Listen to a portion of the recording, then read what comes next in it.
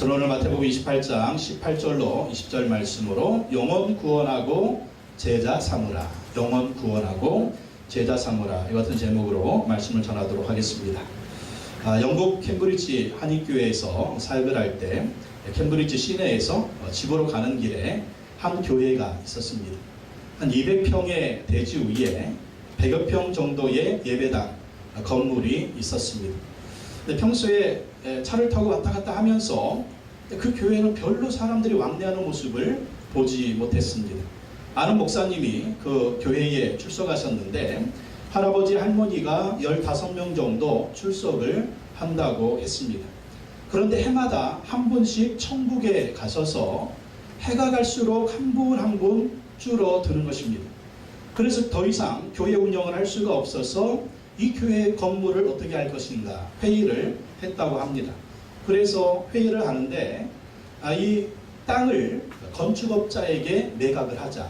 그리고 여기에 연립을 지어달라고 해서 한 3층 4층에 연립을 지어달라고 해서 한 구석에 강당을 하나 지어서 그거를 예배당으로 사용하자라고 하는 의견을 놓고 그렇게 교회의 미래를 생각하고 준비를 하더랍니다. 그러면서 하는 말이 할아버지 할머니들이 그렇게 얘기를 하더랍니다. 너무 늦었다. 우리가 너무 늦었다.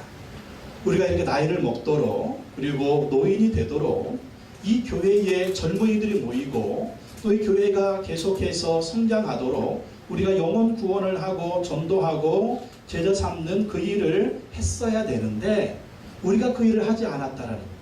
그래서 우리만 좇사오니 우리가 좋아하는 예배만 드리고 우리만 좇사오니 하면서 전도하지도 않고 우리만 좇사오니 하면서 제자 삼는 사역을 하지 않으니까 결론은 나이 먹어가면서 또 한 분 한 분이 천국에 가니까 교회에 미래가 없는, 더 이상 젊은이들이 교회에 발을 들여놓지 않고 교회는 이제 닫을 수밖에 없는 그러한 모습이 되었다라고 하는 것입니다. 근데 그러한 모습이 바로 영국 교회들의 모습이었어요. 젊은이들은 교회에 발을 들여놓지 않고 또 전도하지 않고 제자 삼는 사역을 아무도 하지 않으니까 영국 교회는 정말 기독교 국가잖아요. 건물은 정말 멋있어요. 한 100m, 500m마다 그 교회들을 정말 멋있게 지어놨는데 교회에 젊은이들이 없으니까 교회에 찾아오는 사람이 없으니까 교회들은 문을 닫게 됐습니다. 그리고 그 교회 건물들은 술집으로 팔리기도 하고 상점으로 팔리기도 하고 심지어는 모슬렘의 모스크로 팔리는 그러한 모습이 영국 교회의 현실이 되었습니다. 하지만 이 캠브리지 시내 안에는요 700여 명의 젊은이들이 모이는 교회가 있었습니다. 700명의 젊은이가 모이는 교회. 근데 그 교회들의 특징은 뭐냐? 전도하는 것에 열심한다. 그리고 이 젊은이들을 제자 삼는 일에 열심이었습니다. 그리고 예배도요 젊은이들이 좋아하는 그 예배 스타일로 계속 바꾸면서 계속해서 젊은이들이 교회에 오게 했다는 것입니다. 우리 캠브리지 한인교회가 빌려서는 영국인 교회도 심예교회였는데 출석이 150명, 출석이 150명. 그렇게 계속해서 성장하는 교회였습니다. 이런 교회들의 특징은 뭐냐면 영혼 구원하는 일에 열심히라. 또 제자 삼는 일에 열심히라는 것입니다. 그리고 예배도 젊은이들이 좋아하는 예배 스타일을 드린다라는 복음의 본질은 변하지 않지만 말씀의 본질은 변하지 않지만 영혼 구원하고 제자 삼는 일 또 시대에 맞게 끊임없이 예배의 모습을 변화시키는 교회들이 계속해서 부흥하더라라고 하는 것입니다. 부활하신 예수님은 천국에 올라가시면서 제자들에게 최후의 명령을 주셨습니다. 그것이 바로 오늘 말씀입니다. 어떤 말씀입니까? 영혼 구원하고 제자 삼으라는 명령을 주셨어요. 여러분 우리가 중요한 말을 언제 합니까? 우리가 죽기 전에 유언을 남기잖아요. 그 유언은 뭐예요? 가장 중요한 말, 가장 부탁하고 싶은 말을 유언으로 남기지 않습니까? 바로 이 창세기 28장 18절 20절 말씀은요 예수님의 유언과도 같은 말씀입니다. 예수님의 최후의 명령입니다. 그래서 이 말씀은 예수님의 지상 명령이다라고 하는 것입니다. 어떤 명령을 하셨습니까? 영혼 구원하고 제자 삼으라. 영혼 구원하고 제자 삼으라. 제자들이 이 말씀에 순종해서 영혼 구원하고 제자 삼는 일에 열심히 했습니다. 그래서 이 예루살렘에서 이 복음이 어디까지 전해졌어요? 예루살렘의 땅끝이 대한민국이에요. 대한민국. 예루살렘의 땅끝인 대한민국까지 예수 그리스도의 복음이 들어왔고 우리가 예수 믿고 구원받게 됐어요. 그 이유가 뭐라고요? 제자들이 영혼 구원하고 제자 삼으라는 이 명령에 순종했기 때문입니다. 우리도 예수 믿는 사람이라면 어떤 일을 해야 되느냐? 이 예수님의 지상명령, 최후의 명령인 영혼 구원하고 제자 삼는 일에 헌신하고 열심히 해야 된다라는 것입니다. 첫 번째, 교회의 존재 목적은 바로 예수님의 명령처럼 영혼 구원하고 예수님의 제자를 만드는 것입니다. 영혼 구원하고 제자 만드는 것이 교회의 존재 목적이다. 마태복음 28장 18절에서 20절 다시 한번 읽어보겠습니다. 18절에 20절 시작. 예수께서 나와 말씀하여 이르시되 하늘과 땅의 모든 권세를 내게 주셨으니 그러므로 너희는 가서 모든 민족을 제자로 삼아 아버지와 아들과 성령의 이름으로 세례를 베풀고 내가 너에게 분부한 모든 것을 가르쳐 지키게 하라. 볼지어다 내가 세상 끝날까지 너희와 항상 함께 있으리라 하시니라. 부활하신 예수님께서 말씀하십니다. 18절에 보면 예수께서 나와 말씀하시되 하늘과 땅의 모든 권세를 내게 주셨으니 누가 주셨어요? 아버지 하나님께서 부활하신 예수님에게 하늘과 땅의 모든 권세를 주셨다라는 것입니다. 그러니까 예수님이 하늘과 땅의 모든 권세를 가지셨다면 이 예수님이 누구라는 거예요? 하늘과 땅의 왕이시라는 거예요. 모든 민족, 모든 세계, 온 우주의 왕이 바로 예수님이시다. 이 왕이신 예수님께서 우리에게 명령하시는 것입니다. 어떤 명령을 하십니까? 영혼 구원하고 제자 삼으라. 19절 20절 말씀에 보면 네 가지 동사가 나옵니다. 19절에 너희는 가서, 가라라고 하는 동사, 또 모든 민족을 제자로 삼으라 라고 하는 동사, 또 세례를 베풀고 세례를 주라 라고 하는 동사, 또 20절에 내가 너에게 분부한 모든 것을 가르쳐 지키게 하라, 가르치라 라고 하는 이런 네 개의 동사가 있습니다. 근데 여기에서 가장 중요한 동사가 뭐냐면 제자를 삼으라. 제자를 삼으라. 제자를 삼으라. 예수님의 명령의 핵심이 바로 제자를 삼으라 라고 하는 것입니다. 그래서 예수님의 최후의 명령, 가장 중요한 명령은 뭐냐면 영혼 구원하고 제자를 삼으라 라고 하는 것입니다. 제자는 무엇입니까? 제자는요, 선생님을 닮는 것입니다. 그러니까 우리가 예수님이 어떤 명령을 주시는 거예요? 우리도 예수님을 닮은 사람이 되라. 예수님을 닮은 예수님의 제자가 되라. 여기서 끝입니까? 네가 끝이 아니에요. 또 다른 사람을 네가 제자 삼으라는 것입니다. 제자가 되고 제자를 삼으라, 이런 명령을 주시는 것입니다. 제자는요, 보고 배우는 사람입니다. 누구를? 선생님을. 제자들은 3년 반 동안 예수님을 보고 배웠습니다. 보고 배웠어요. 반드시 제자는 전수를 해야 됩니다. 선생님에게 받은 것을, 배운 것을 또 다른 제자에게 전수하는 것이 바로 제자가 할 일이에요. 우리가 배울 것이 무엇입니까? 예수님의 삶의 모습을 배워야 돼요. 예수님의 삶의 모습, 예수님의 성품, 또 예수님의 삶의 모습을 배워야 되고 또 이러한 예수님의 모습을 전수해야 됩니다. 제자가 되고 제자를 삼아야 된다라고 하는 것이죠. 예수 믿는다라고 하는 것은 예수님을 닮아간다. 여러분 신앙생활 몇 년 하셨습니까? 그 신앙생활 하신 만큼 또 예수님을 얼마나 닮으셨습니까? 나의 인격, 나의 성품, 이것뿐만 아니라 나의 비전, 나의 꿈, 내 인생의 목적, 얼마나 예수님을 닮고 계십니까? 그게 바로 예수님의 제자가 된다라고 하는 거예요.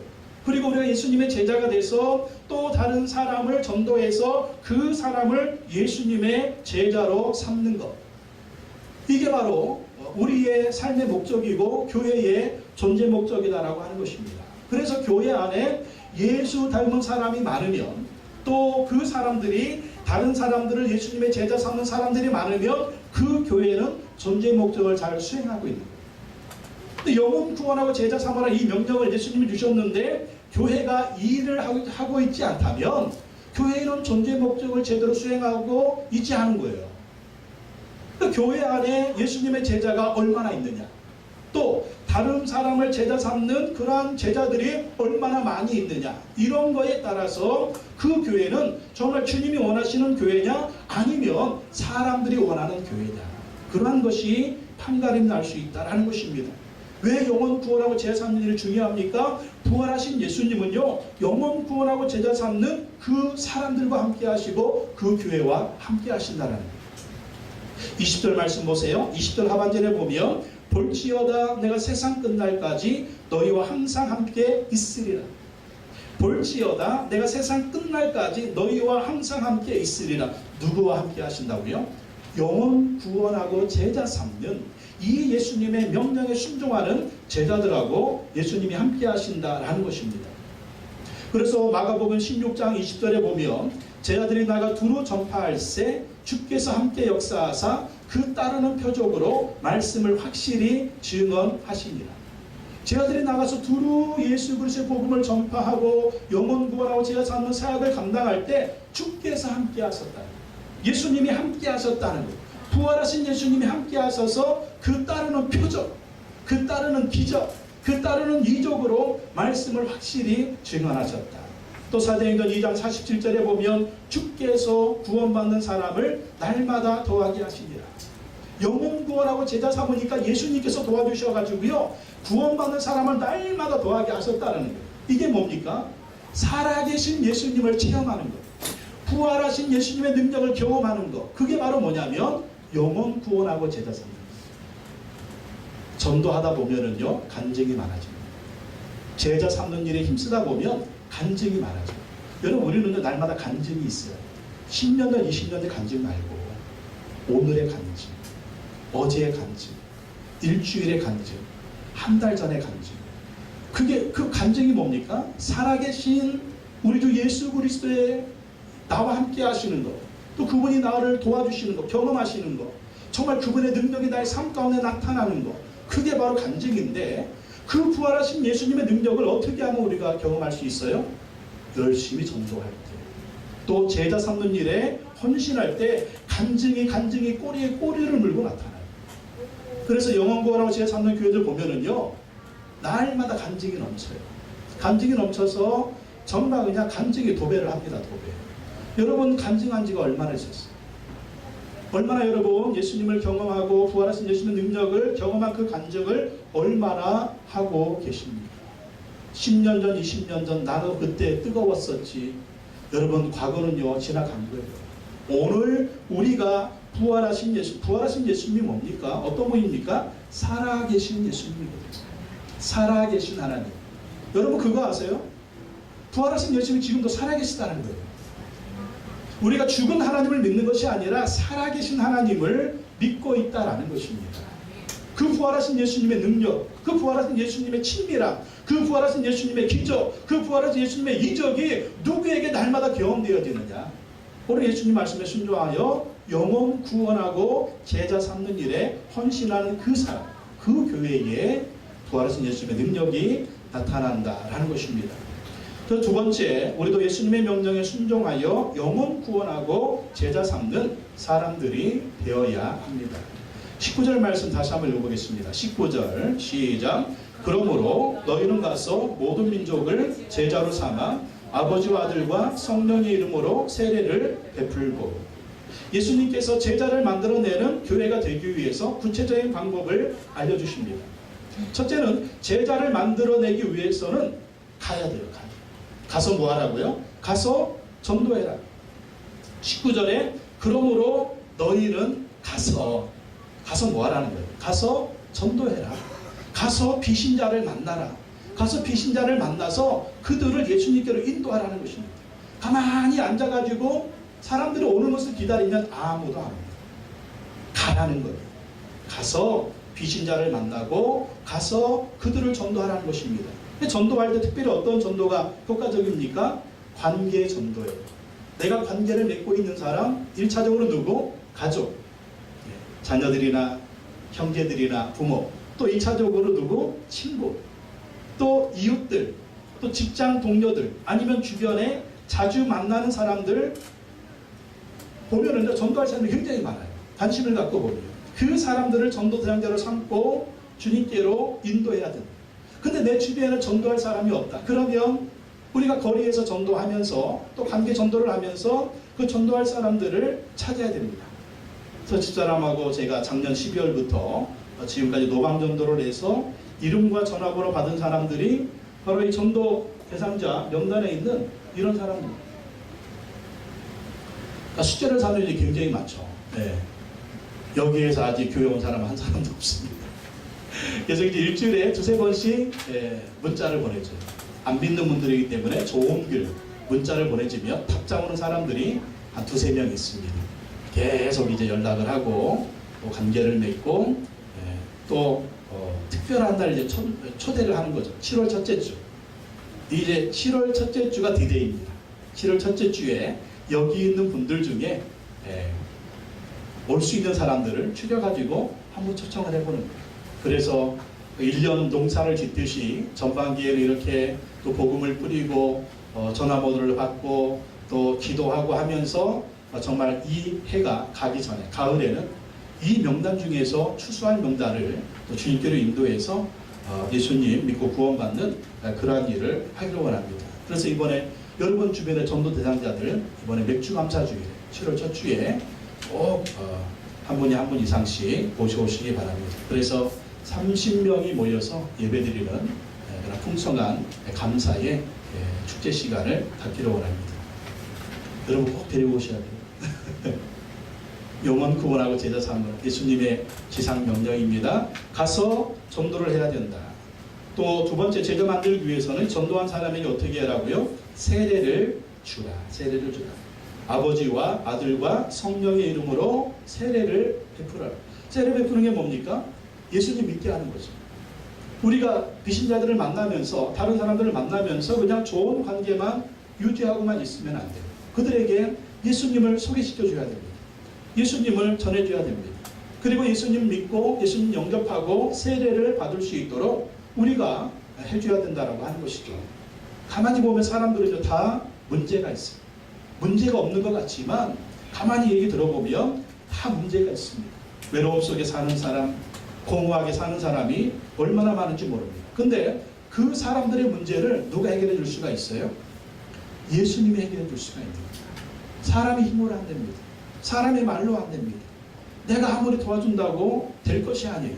바로 예수 그리스도께서 그 사람의 문제를 해결할 수가 있다라는 거예요. 그래서 예수님 믿게 하고 세례를 받도록 해줘야 된다라는 것입니다. 또 세 번째는 세례를 준 다음에 가르쳐 지키게 하라. 그렇게 명령하고 있는 것이죠. 20절에 내가 너에게 분부한 모든 것을 가르쳐 지키게 하라. 이게 무슨 말입니까? 하나님의 말씀을 가르치면서 성경 공부를 하면서 이 말씀을 통해서 예수님의 제자로 세워가도록 그렇게 성경 공부를 시켜야 된다. 지식을 만들기 위한 성경 공부가 아니라 예수님의 모습을 닮아가는 제자의 모습이 되도록 성경 공부를 해야 된다. 그래서 예수님 닮은 제자를 만들어내요. 예수님 닮은 제자. 여러분 한번 생각을 해보십시오. 여러분 신앙생활 하면서 여러분 닮은 제자를 몇 명 만들어내셨습니까? 지금까지 신앙생활 해오시면서 여러분 닮은 제자 몇 명 만드셨어요?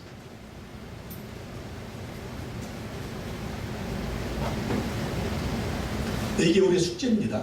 그리고 반드시 해야 되는 거예요. 예수님의 지상명령이기 때문입니다. 전도한 사람은 몇 명이고 이 사람을 예수님의 제자로 만들어내는 사람은 몇 명인가? 한 명? 두 명? 세 명. 예수님의 지상명령. 예수님 우리에게 주신 숙제입니다. 이 숙제를 안 하고 있다면 좋은 학생이 아니겠죠. 좋은 학생이 되려면 선생님이 내준 숙제를 잘 해야 됩니다. 영혼 구원해라 제자 삼으라. 나는 몇 명 전도했는가? 몇 명 예수님의 제자 삼았는가? 이게 예수님의 지상명령인데 우리가 이 명령에 순종을 해야 된다라고 하는 것이죠. 그럼 어떻게 하면 이렇게 예수님의 제자를 잘 만들어낼 수 있겠는가? 어떻게 하면?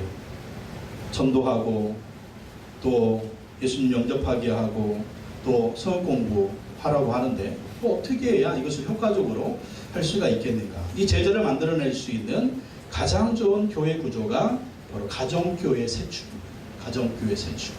가정교회는 뭐냐면 집에서 모이는 교회. 쉽게 말하면 구역 모임을 열심히 합니다. 구역 모임. 또 어떤 교회는 셀 모임이라고 하죠. 셀 모임. 근데 이거를 이제 집에서 모이는 교회다라고 해서 가정교회라고 하고, 우리 교회는 이것을 목장이라고 합니다. 목장. 목장. 그동안 한국교회가 구역 모임 열심히 했습니다. 또 셀 모임도 열심히 하는 교회들이 참으로 많습니다. 근데 이러한 것을 더 성경적으로, 그리고 우리 평신도들이 더 열심히 사역할 수 있는 그러한 현장을 만들어서 사역하게 한다. 그래서 목장이라고 하고, 또 가정교회라고 하는 것입니다. 왜 가정교회라고 하냐면 예수님이 생각하신 교회 형태가 바로 가정교회다. 그리고 신약성경에 보면, 신약성경에 나오는 모든 교회는 집에서 모이는 교회였습니다. 집에서 모이는 교회. 우리가 지금 이 건물에서 교회를 모이고 있잖아요. 이런 건물 형태에서 교회를 모이게 된 것은 AD 313년 로마가 기독교를 공인했을 때부터입니다.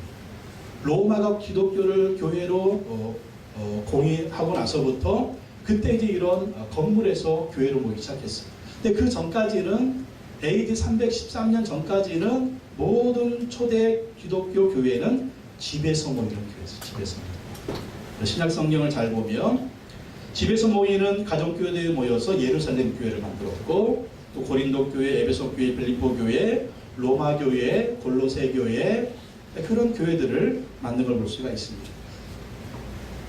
고린도전서 16장 19절에 보면 아굴라와 브리스가와 그 집에 있는 교회가 주 안에서 너희에게 간절히 문안하고. 아굴라하고 브리스가는 사도 바울의 동역자입니까? 평신도들인데 이분들이 집에서 뭘 했다고요? 아굴라와 브리스가와 그 집에 있는 교회. 아굴라와 브리스가와 자기들의 집에서 교회로 모였다라고 하는 것이죠. 로마서 16장 3절에도 보면 너희는 그리스도 예수 안에서 나의 동역자들인 브리스가 아굴라에게 문안하라. 5절 또 저희 집에 있는 교회에도 문안하라. 저희 집에 있는 교회.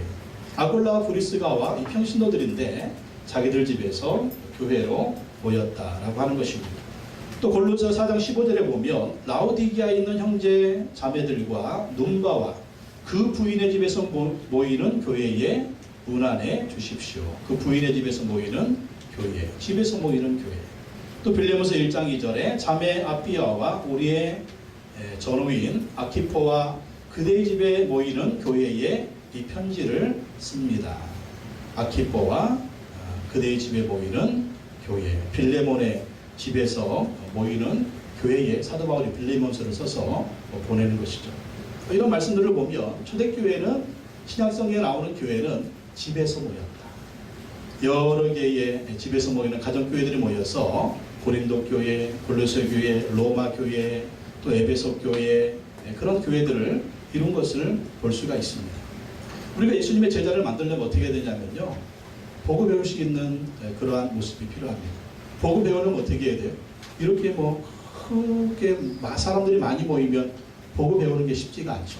작은 소그룹에서, 작은 모임에서 보면 잘 보고 배울 수가 있습니다. 그래서 예수님의 제자들 보면 예수님의 제자 몇 명 만들었어요? 12제자 만들었죠. 12제자와 함께 예수님은 3년 반 동안 동고동락을 했어요. 3년 반 동안. 그러니까 제자들은 3년 반 동안 예수님의 모습을 보고 배웠어요. 보고 배웠어요. 보고 배우면서 나중에 제자들도 똑같이 다른 제자들을 그렇게 삼는 모습을 볼 수가 있습니다. 우리가 하고 있는 이 목장 모임이 바로 가정교회의 모습입니다. 목장 모임의 지도자는 평신도입니다. 평신도. 그래서 담임 목사의 리더십 아래 목장 모임이 세워지고, 담임 목사의 리더십 아래 목장 모임의 리더인 목자가 임명이 되는 것입니다. 그래서 구역 모임처럼 집에서 모이면서 평신도인 목자가 인도를 하고요. 목자의 아내는 목녀라고 하고, 아내가 목자 되면 이 남편은 목부라고 합니다. 그래서 목자는요, 특별한 은사가 필요 없어요. 섬기기만 잘하면 됩니다. 섬기기만 잘하면 이제 그 모이는 식구들을 목원이라고 하는데, 목원들을 잘 섬기고 그들을 잘 이렇게 양육하기만 하면 그들이 또 목자 목녀를 보고 배우는 거예요. 보고 배우면서 또 그 목장의 식구들이 많아지면 예비 목자 목녀를 준비를 시켜가지고 또 많아지면 분가를 해가지고 그 예비 목자 목녀를 거기에 목자를 세우면 그때 제자 한 명 만들어져요. 목자가 제자 목자를 또 만들어서 그렇게 또 목장을 세우고 운영하게 하는 것이죠. 집에서 10명 내가 모이면서 서로 섬기고 돌보고 전도하는 모임. 이게 목장 모임이에요. 그렇게 이제 일주일에 한 번씩 집에서 모이고 서로 밥 먹으면서 서로 또 대화하면서 문제를 놓고 얘기하면서 또 기도해 주면서 기도 응답받고 전도할 사람이 있으면 같이 전도하고 그러면서 주일은 또 교회에 모여가지고 함께 그렇게 주일 연합 예배를 드리고 그러면서 그러면 이 목장을 통해서 서로 간의 고민과 문제를 해결하고 서로 기도해 주면서 정말 신앙생활을 잘할 수가 있다는 것입니다. 우리가 신앙생활 하면서 많은 문제가 있잖아요. 어려움들 있잖아요. 그런 것들을 우리가 말을 해야 되는데 말할 데가 없어. 서로 들어주고 또 기도해 줘야 되는데 그런 모습이 정말 없어가지고 교회 다니면서도 얼마나 고민하고 또 힘들어하고 어려움 겪는 그런 모습이 얼마나 많습니까? 그러니까 이 목장을 통해서 소그룹 모임을 통해서 서로 대화하고 서로 얘기하고 서로 기도해주고 서로 섬겨주면서 그렇게 신앙생활을 하면 정말 행복한 신앙생활을 할 수가 있는 재미있는 신앙생활을 할 수가 있는 것입니다. 우리가 목장 모임을 하고 있는데 주중에 바쁘시니까 많이 모이지 못하시죠. 그래서 앞으로 주일날 예배 끝나고 밥 먹고 나서 목장 모임을 했으면 좋겠습니다. 1시 예배가 문제가 되는데 1시 예배는 좀 뒤로 한 3시로 미루든가 해서 주일 예배 끝나고 같이 식사하고 목장 모임을 하면서 그렇게 해야 되지 않을까 그런 생각을 해보고요. 또 이 모임이 활성화되면 다시 주중으로 옮겨서 목장 모임을 하기로 원합니다. 이것을 이 목장 모임을 잘하는 교회들 우리가 한번 가서 보고 배울 필요가 있습니다. 그래서 이 평신도 세미나에 여러분이 참석을 해서 보고 오시면 참 좋을 것입니다. 우리 판교 지역에 대만에서 목회하시는 대만 목사님이 가정교회를 하고 있는 분이 계신데요. 한 달 전에 그 교회에 목자 목녀와 함께 우리 판교 지역 모임에서 간증을 하셨습니다. 목녀가 집에서 목장 모임하는 것을 간증했는데 자기들 부부가 먼저 변했대요. 그 교회도 주일날 예배 끝나고 교회에서 이렇게 구역 모임을 가졌답니다. 셀 모임 하듯이. 교회에서는 다들 그냥 좋은 모습만 보여서 좋은 모습, 나이스한 모습, 나는 아무 문제 없다. 또 리더니까 부부가 좋은 모습만 보여줬답니다. 근데 목사님이 이제 이 소그룹 모임을 목장 모임을 집에서 하라 그렇게 명령했대요. 집에서 하라. 근데 집에서 하게 되니까 다 드러나는 거죠. 목자 목녀가 서로 싸우는 모습도 드러나고 목자 목녀가 막 서로 막 화내고 그런 모습이 다 보여요. 그러니까 이런 모습을 보면 성도들이 어떻습니까? 막 성도들이 목자 목녀 그러고 싸우고 있으니까 막 분위기 싸한 거예요. 그리고 자꾸 안 오려고 그래요. 목자 목녀가 싸우니까. 그래서 이 목자 목녀가 그랬답니다. 우리가 이렇게 해가지고는 영혼 구원 안 된다. 제야 삼는 거 안 된다. 우리가 먼저 변해야 된다. 그래가지고 이 목자 목녀 부부가 서로가 변하기 시작했어요. 싸우지도 않고 화내지도 않고 서로 대화를 잘하면서 정말 목장 모임의 분위기를 좋게 만듭니다. 그러니까 목자 목녀가 변했다는 거예요. 그러니까 집에 모이는 성도들도 그 모습을 보고 너무 좋아하고 그리고 행복해하고 그래서 이 집에서 모이는 목장 모임이 정말 행복한 모임이 돼가고 있다라고 그렇게 간증하는 것을 들었습니다. 이 다양한 연령대의 사람들을 구원하고자 하면 제자 삼으려면 다양한 연령대의 목자가 있어야 됩니다. 교회도 마찬가지죠. 교회도 보면 담임 목사의 그 나이에 따라서 이렇게 교회의 층들이 모여요. 60대의 목자가 있으면 60대가 모입니다. 50대의 목자가 있으면 50대가 모입니다. 40대의 목자가 있으면 40대가 모입니다. 30대의 목자가 있으면 30대가 모입니다. 20대의 목자가 있으면 20대가 모입니다. 10대의 목자가 있으면 10대가 모입니다. 초딩 목자가 있으면 초딩들이 모이잖아요. 그러니까 이 가정교회를 잘하는 교회들을 보면 분포가 굉장히 골고루 모이는 것을 봅니다. 월북. 이 강화도에 있는 한 교회는요, 그 교회 나오시는 분들이 50대 이상이래요. 그러니까 담임 목사님이 우이기의식을 이렇게 했대요. 지금 우리 교회 모이는 성도가 50대 이상인데 이대로 가다가는 우리가 천국 가버리면 우리 교회도 문을 닫게 되겠다. 그러니까 이런 위기의식을 가지고 이 목사님도 가정교회를 하기 시작했다. 평신도들을 훈련시켜서 목자로 세우고, 목장을 세우니까 30대 목자가 세워지니까 30대가 모여, 40대 목자를 세우니까 40대들이 교회를 몰려오더래요. 그러니까 그러면서 당연히 자녀들이 모이죠. 자녀들이 모이니까 당연히 주일학교가 되고 중고등부가 되고 다양한 연령이 교회에 모이게 되었다. 그러한 간증하는 것을 들어봤습니다. 그래서 우리가 어린아이로부터 장년, 노년의 또 젊은이들이 이르기까지 다양한 영혼 구원과 제어 삼는 이 사역을 잘 감당하려면 반드시 목장 모임은 필요한 것입니다. 그래서 우리가 영혼 구원하고 제어 삼는 이 일을 잘 감당해야 된다라고 하는 것이죠. 주일 연합 예배는 모든 목장, 모든 성도들이 모여서 이렇게 함께 예배를 드리는 것입니다. 목장 모임을 통해서 주중에 모이고 주일에는 교회에 모여서 함께 이렇게 예배드리고 예배드리면서 결단을 하는 거죠. 예수 믿기로 결단하고 세례 받기로 결단하고 또 주님의 일꾼으로 사역하기로 결단하는 그러한 모임이 주일 예배를 통해서 이루어집니다. 또 정말 중요한 게 삶 공부, 체계적인 성경 공부, 체계적인 성경 공부.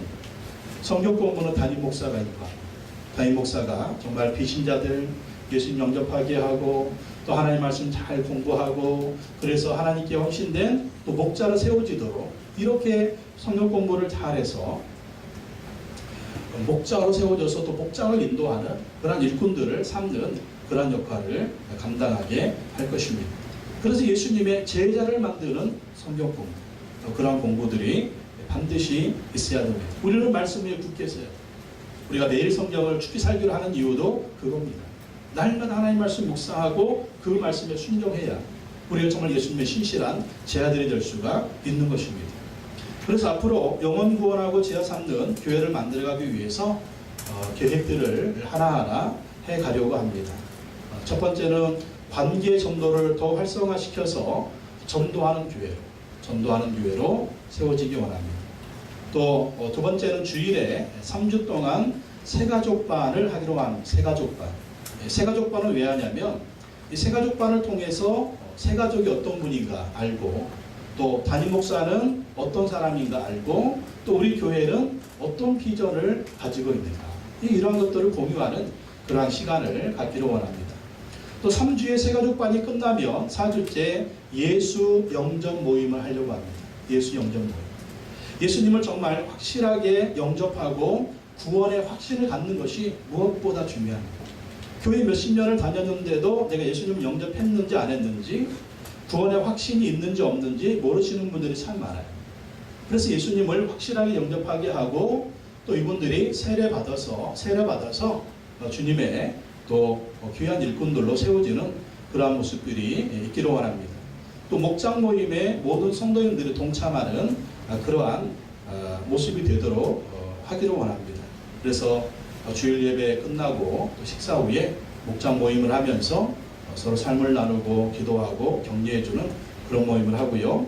또 목자 목녀가 세워져야 되겠죠.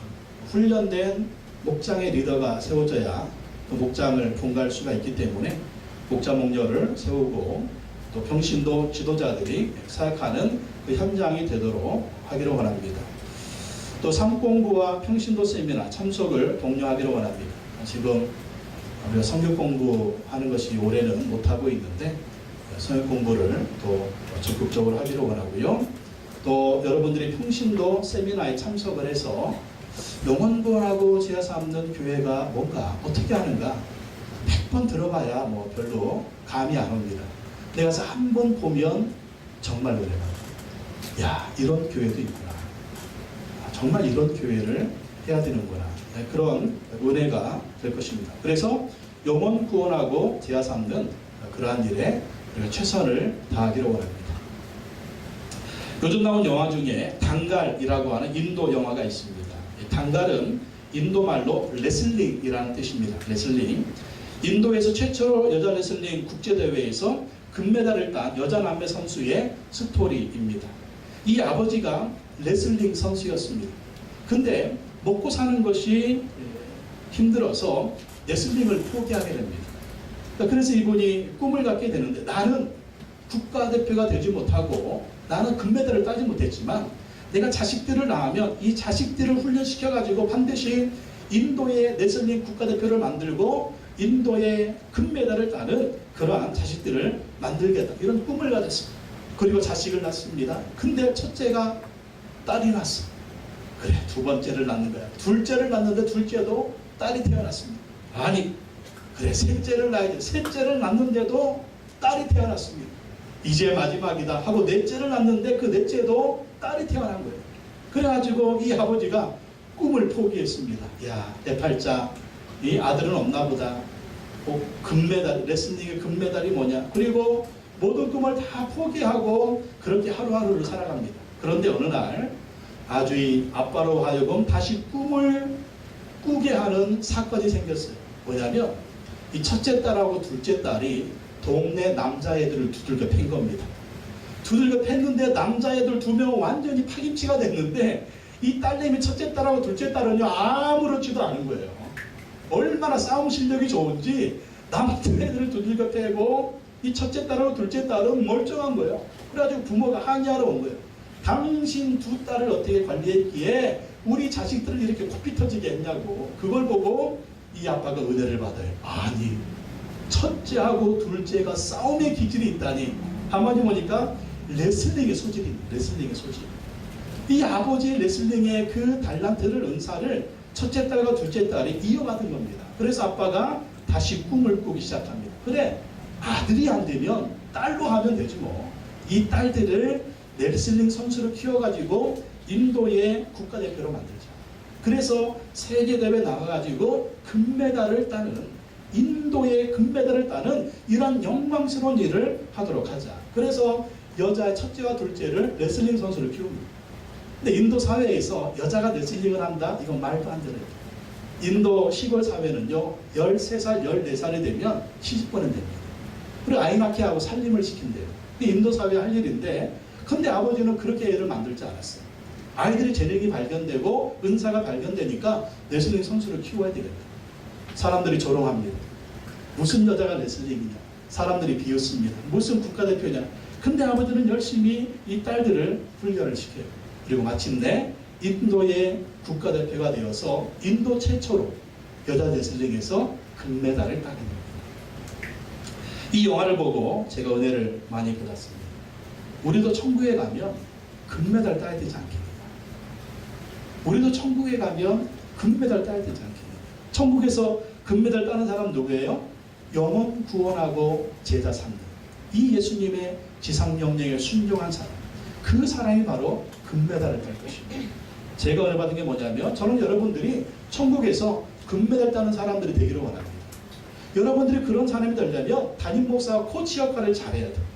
이 아버지처럼 코치 역할을 잘해서 여러분을 훈련시키고 또 여러분들을 가르치고 또 여러분들을 세우고 여러분들에게 위임해서 이 목자 목녀로 세워야만이 천국에서 금메달을 딸 수 있는 그러한 하나님의 은혜를 받게 된다라고 하는 것입니다.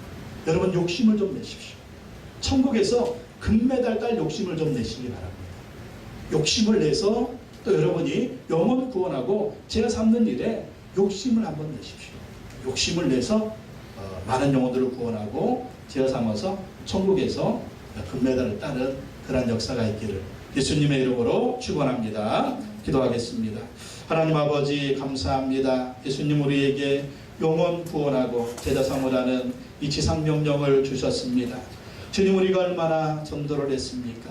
그리고 우리가 얼마나 예수님의 제자를 만들어냈습니까?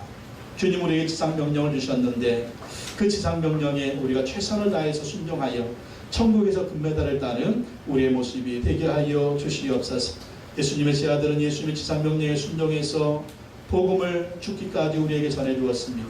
또 제자를 삼았습니다. 그래서 우리가 이렇게 예수님 믿고 구원받게 됐습니다. 우리도 예수님의 지상명령에 순종하여 영혼 구원하고 제자 삼는 이 사명을 감당하여 착하고 충성된 종아 잘하였도다 칭찬받고 인정받는 우리 모두가 되게 하여 주옵소서. 예수님의 이름으로 기도하고 나이다. 아멘.